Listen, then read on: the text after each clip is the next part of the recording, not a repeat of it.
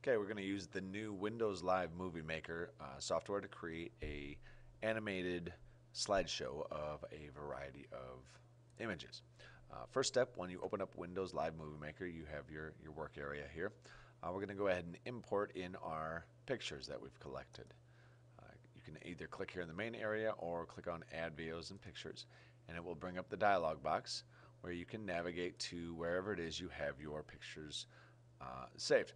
So I have a couple of pictures here, and I'm going to go ahead and hold down the Shift key to highlight all of them. Click Open, and it'll just import them in order. Now I can deselect them here, and this will allow me to then move these pictures, what order they are.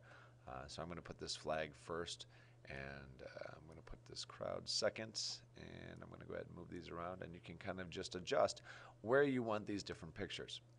Now, using the tools up at the top, you can apply a variety of effects. Now, if you want to take the cheat way out and apply just one of these auto effects, they're okay, but they're kind of generic because everybody has the same auto movie effects. So for this, instead, we're going to use all of the other tools to actually add some custom features to this. The first thing we're going to do is add a title, and if you just simply click on here, it'll add a simple title slide, and I'm going to type in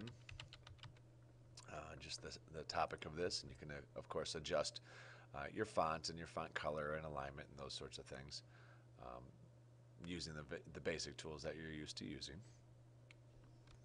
So here I'm going to go ahead and shift the font to something different, maybe make it a little bit larger, and make those sort of adjustments. The other thing you can do on this title screen is also adjust the background color, the effects to the title. So I'm going to go ahead and add one of these cool effects to this title screen here, and you can actually adjust how long that title is. So 7 seconds is a little long to look at a title, so I'm just going to make it 3 seconds. And you can always click on the play here to get a little preview of what your final effect will end up looking like. All right, now I'm going to go also switch down my transition for this particular slide to 3 seconds. And what you should notice over here are you have a couple of different things that appear. You have your actual slides or your frames of your little movie here, and underneath are the text things that are going to be added, whether it's a title or it's going to be a subheading or a caption, and you can add credits to the end as well. So I'm going to go ahead and instead I'm going to overlay Canada on top of this flag. I like that a little bit better, and I'm going to get rid of this this first slide here. All right, so that will end up giving me the effect of the flag in the background, but Canada in front. And maybe I'll in fact go ahead and extend that back out to maybe 6 seconds to adjust it. And you'll see how the adjustments are being made on here. And again, the little preview button kind of gives you your best view of what these effects are doing. Something else that I want to do is add a caption on each of these. So this picture happens to represent some data on area. So I'm going to go ahead and add a caption simply of area so that I know what these are. This one happens to represent population. And I'm going to go through and just add those things. This one is coordinates. And I'm just going to put in the titles, what these are representing. I'm not actually going to put in the information. So it's sort of an intro to my presentation I'm going to give where I actually share these pieces of data.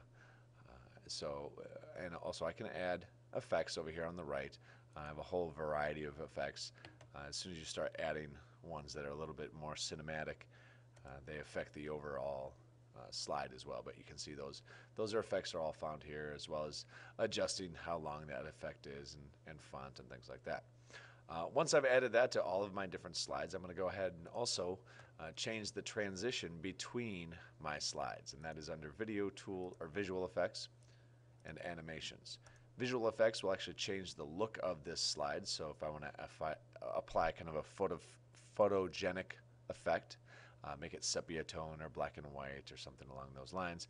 For this flag, I'm actually just going to leave it generic. And then I'm going to add an animation to the transition. For this one, it kind of gives you a little introduction of what that transition is going to look like. And in fact, I'm going to go ahead and apply it to the second slide here. And you can also add what's called a pan and zoom. And that's where it takes your photograph here, and instead of just showing your photograph as a static picture, okay, like that, it will instead kind of add a sliding effect, and they're varying degrees, and you can kind of see the effect here. And if you click on this, you can get some of the fancier ones here where it actually kind of zooms in and spirals.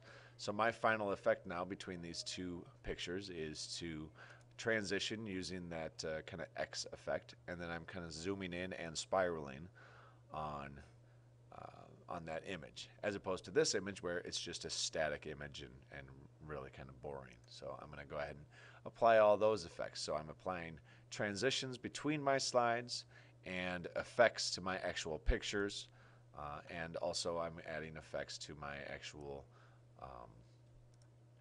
text here. So I'm going to add a kind of a spinning effect. So you can add all sorts. At some point, if you add too many, it becomes distractive.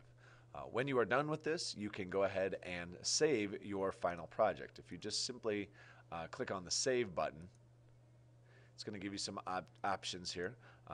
First, if you save it as a Movie Maker project, you will be able to continue to edit this. So I'm going to go ahead and call this Canada Intro. And now I have a actual Movie Maker file. Now that Movie Maker file is good for nothing other than being able to reopen it within Movie Maker, which is good if you want to make some editing. But if we want to take this movie and finalize it and be able to put it on the web or put it into a PowerPoint presentation, we need to use this option over here on the far right side, where you're saving the movie in a actual different format. And we're going to choose for computer right here. And you'll notice that this is a Windows Media Video file is the format that it's going to do it. And it's going to put it into My Videos, which is fine. I'm going to click Save, and it's going to take some time here to convert from a Windows Movie Maker into a actual Windows Media file that will be able to be inserted into a variety of different things.